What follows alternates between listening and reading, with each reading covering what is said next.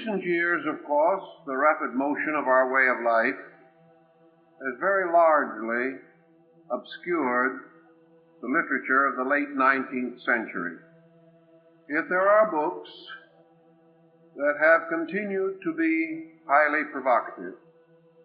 And among others, we can mention the writings of Jules Verne, whose anticipation of the shape of things to come was uncanny in its prevision.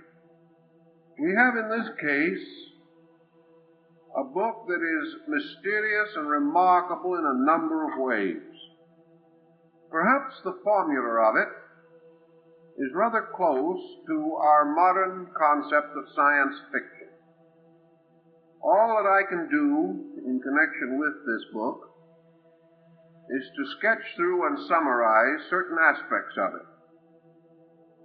And those who are sufficiently interested may, of course, enlarge their researches. The book itself appeared many years ago. This is the first edition. And it carries a very interesting title page.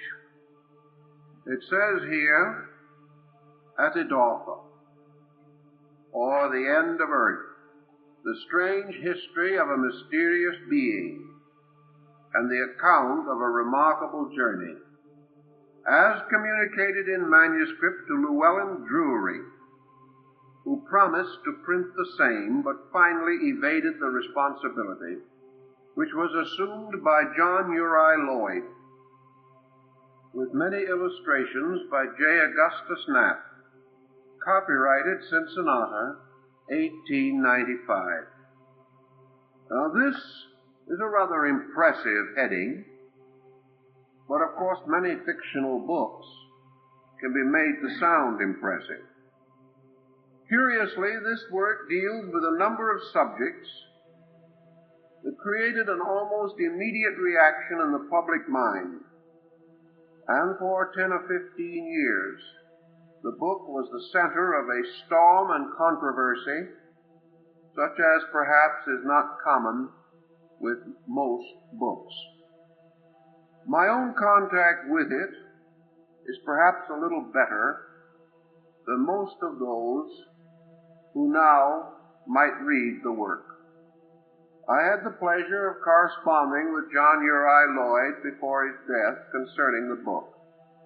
And as you probably, many of you remember, Mr. J. Augustus Knapp, the illustrator, was a close friend of mine for many years and was illustrator of our large book on symbolism and several other of my publications.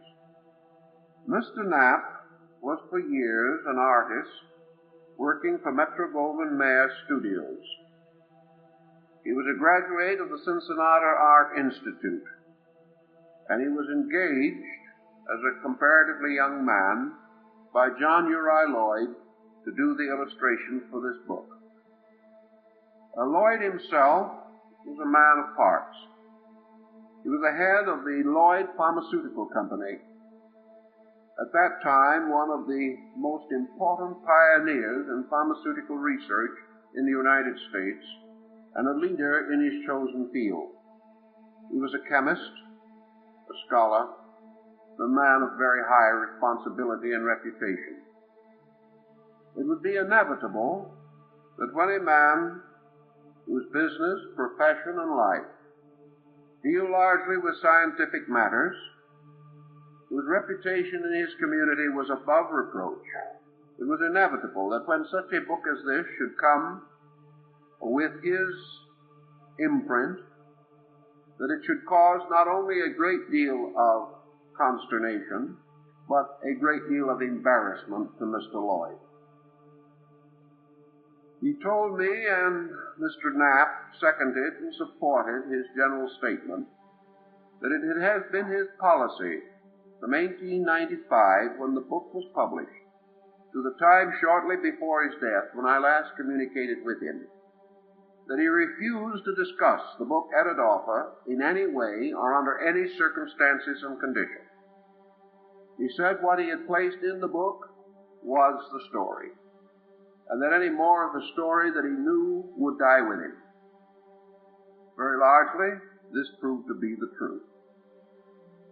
Mr. Knapp, on the other hand, was quite an ingenious and thoughtful person, and having been appointed to illustrate the book, he carried on discreetly a number of researches of his own, and in the course of time he became so convinced that he was dealing with a very serious scientific work that he actually attempted to follow the footsteps of the story and to check every part of it so far as was physically possible.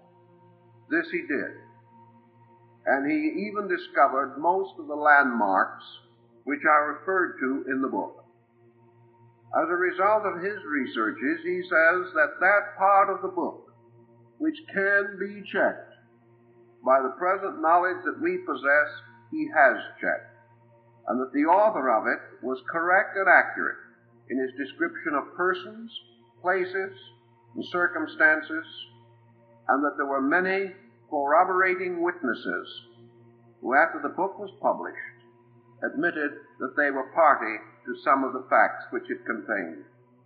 Thus, we are not dealing with a book of pure fiction. We are dealing with a book which has at least a completely factual springboard. After a certain point in the story, which we will arrive at in due time, it is obvious that the story cannot be checked by ordinary means.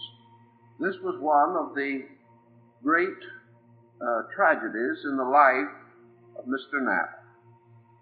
He hoped throughout his years that someday he could do what the Alcoa program suggests, take that one step beyond, that he would be able to proceed further in the mysterious journey of this remarkable person. But finally, failing health and advancing years, and the physical arduousness of the project, which was an immediate danger to life and health, made it impractical for Mr. Knapp to make that one step beyond. In the description of the book, we will come to the place where Mr. Knapp had to make that final decision.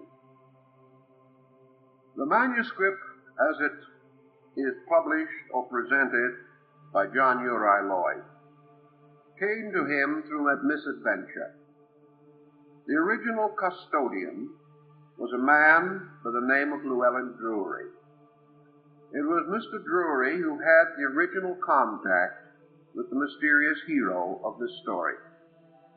He was instructed to take the manuscript, which was in the autograph of the original author, and to place it in his vault or safe, sealed and held, not to be published or opened for the period of 30 years. At the end of that time, the manuscript was to be unsealed, placed in the hands of an editor, prepared for publication, and illustrated by an appropriate illustrator. It was then to be distributed or circulated or published, at least in a limited edition. As a result of this publication, should certain persons mentioned in the book and selected by the original authors to be his beneficiaries be discovered or be still alive, the proceeds and profits of the book were to pass to them as partial compensation for a great unpaid debt. Mr. Drury, when the time came for the publication of the book, evaded his responsibility. He evidently felt that the work was too controversial and perhaps would endanger his reputation. He therefore finally contacted Mr. Lloyd, who agreed to take on the peculiar responsibility. It is therefore the fact that John Uri Lloyd was a sort of substitute for the original person who was responsible for the publication of the manuscript.